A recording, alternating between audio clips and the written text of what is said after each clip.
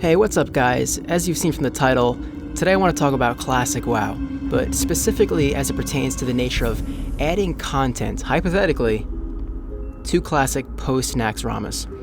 Now, let me just preface this entire video by saying I'm part of the whole no changes crowd. I want classic to be just as close to vanilla as it could possibly be. However, I think it's worth hypothesizing about what we could do after the release of Naxx Ramus, because most people seem to be thinking, well, it's a given that they're just going to continue on to Burning Crusade. But I'm seeing a growing number of people thinking, well, could we expand on some of the ideas that Blizzard had in vanilla that they didn't have time to implement, or they just needed to cut, or they just decided to go another direction? And I just think it's worthwhile to have this conversation about what raids could we add to Azeroth. Because think about it, after Naxx Ramus is complete, say 3 or 4 months afterwards, most people that have plans to do it are going to do it. Most of the upper tier raids probably have it on farm. You're not really infringing on the integrity of the original vanilla experience by adding content at that point. The cycle is over. And so, for me, there's something really endearing about base Azeroth. A lot of people at that point would, with Naxx on farm, want to say, let's go to Burning Crusade. But I kind of resented that Blizzard split up the player base. I love Outlands, I love Northrend, I love the two initial expansions. However, there's just something endearing about keeping the player base together, and there's enough unexplored content that Blizzard clearly wanted to implement that I think that we can add some of these raids after Naxx Ramus in some capacity. And so there's 4 of them that I have in mind, and let's go through them now. As you can see, just based on proximity, you could figure out the first one. And this one's the no-brainer, least controversial of the bunch, and that would be Karazhan. Now, clearly Karazhan was supposed to be in vanilla. It's as close to vanilla as you can possibly get. It was one of the first raids, or the first raid, really, that you would be doing in Burning Crusade. And it was actually released with the actual expansion. It wasn't added in a patch later. It was there at release. So Karazhan, obviously all the external assets are already there. The only thing missing is the interior. I mean, you got the portals, you have the side door, the front door. It's missing some NPCs that would stand out front, but essentially it appears in the game in its entirety outside of the actual instanced area. So there's really no less controversial implementation or raid that we could implement into Classic WoW than this one. And just my personal opinion, I believe that Karazhan is a phenomenal raid. It's got an amazing atmosphere, and I think it would serve as a good addition. In terms of the nuances of what the itemization would be like and how good the gear would be, perhaps it could serve to be the AQ20 to the AQ40, because Naxx Ramus doesn't really have that sort of raid. But I don't really want to delve too deep into the itemization. However, I will say that in terms of Burning Crusade, taking Karazhan out of the Burning Crusade first tier of raids by adding it to Classic wouldn't really hinder BC that much, hypothetically, if we were to continue on to there, because the initial BC release was kind of packed. It had Gruul's Lair, Magtheridon's Lair, Serpentine Caverns, Tempest Keep. Taking Karazhan out wouldn't really hinder it too much in that scenario. So the next thing I want to talk about, moving on, is Hyjal. Now, Mount Hyjal, the entrance to it is a very obscure thing.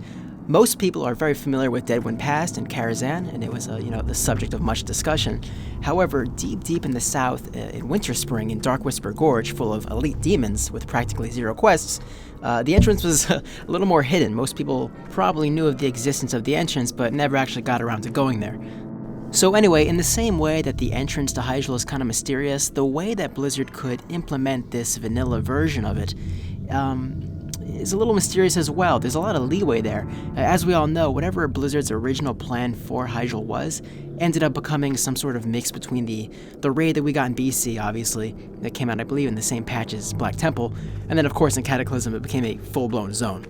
So it's hard to say what the vanilla version of Hyjal would be, but I remember back in the day, people used to be able to clip in there or wall jump into the zone. I forget how exactly people used to do it, but basically once you got in there, you could see the World Tree, and then you could see the remains of Archimonde's skeleton. So I think it's safe to assume that there could be some sort of scenario where, some big bad guy Goober is trying to go in and, resurrect Archimonde using his remains, and you gotta bring in the boys to kick his teeth in. Something like that. The point is, there's a lot of potential there.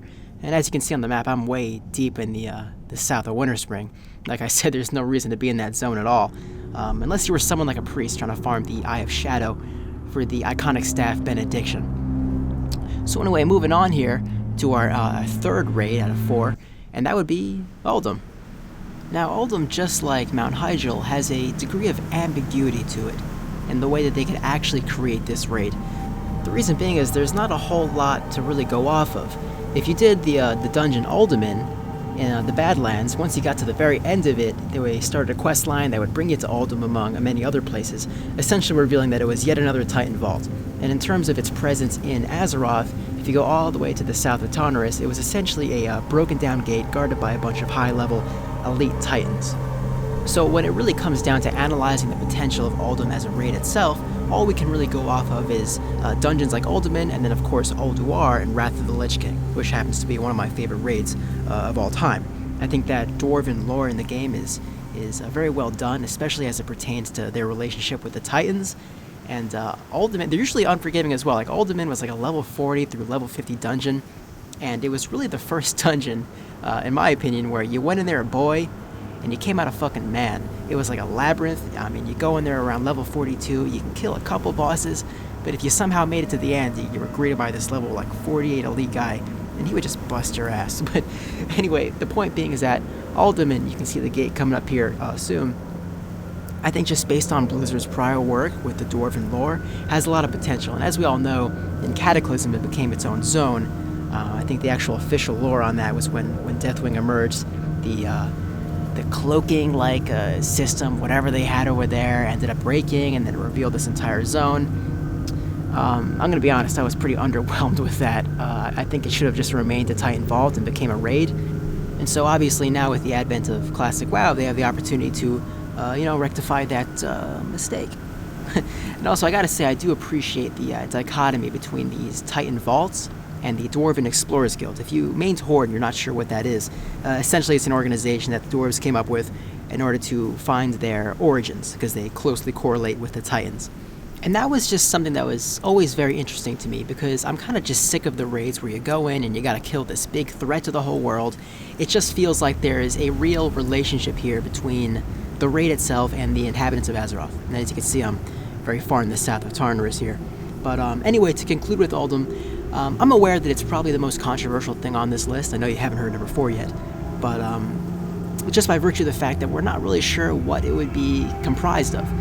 I mean, at least when you compare it to Karazhan, which is obviously a fully fledged raid, and then Mount Hyjal, you can make some safe assumptions that it would be Archimond related and probably someone trying to resurrect him, whatever.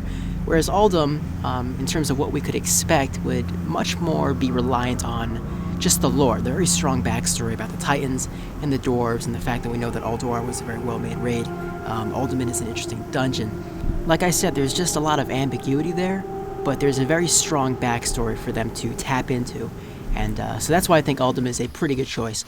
So moving on to our last one, and that would be Batol out over in the wetlands. Now, I know what you're thinking. You're starting to figure out a trend here. You're thinking, Smooth, aren't these last 3 raids all places that were implemented in the Cataclysm expansion? And yes, you'd be right.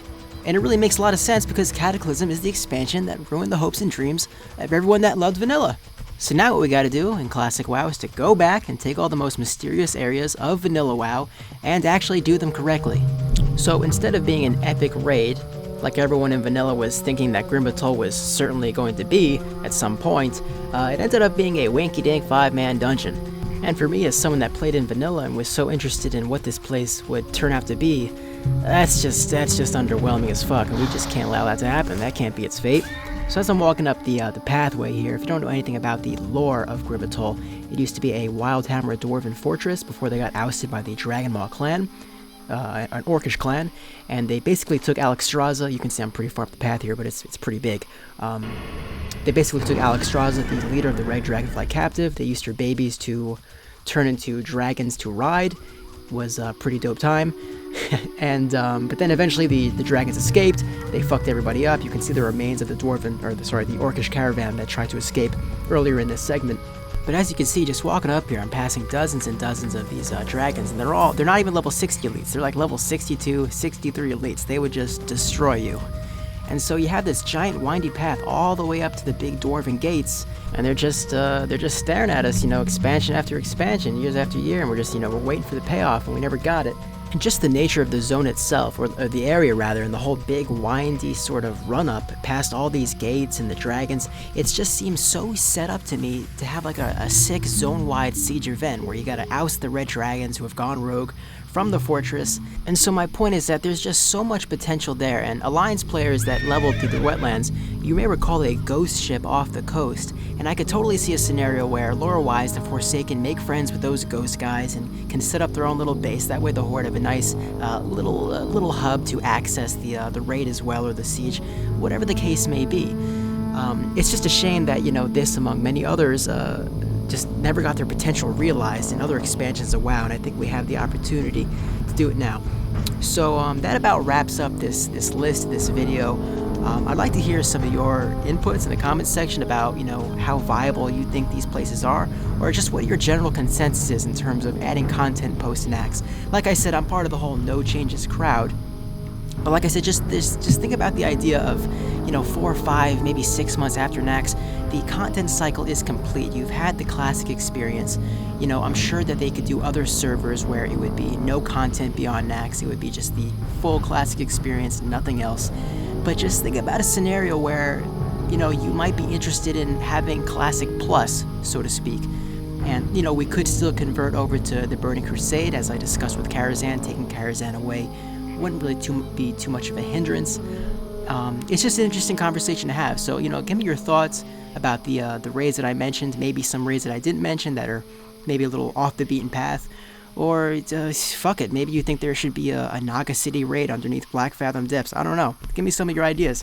Anyway, guys, this is actually my first video, so if you like the content, I can assure you there's going to be more, so I'd appreciate a sub, a like on the video. You guys know the deal. I also just started a Twitch, which I'm going to be streaming Classic WoW, obviously. There's a link for that in the description. In the meantime, I'm going to be streaming games like Oblivion, Apex Legends, Europa Universalis, you know, RPGs, grand strategies, things like that. But anyway, guys, appreciate you watching the video. Hope you liked it, and I'll catch you next time.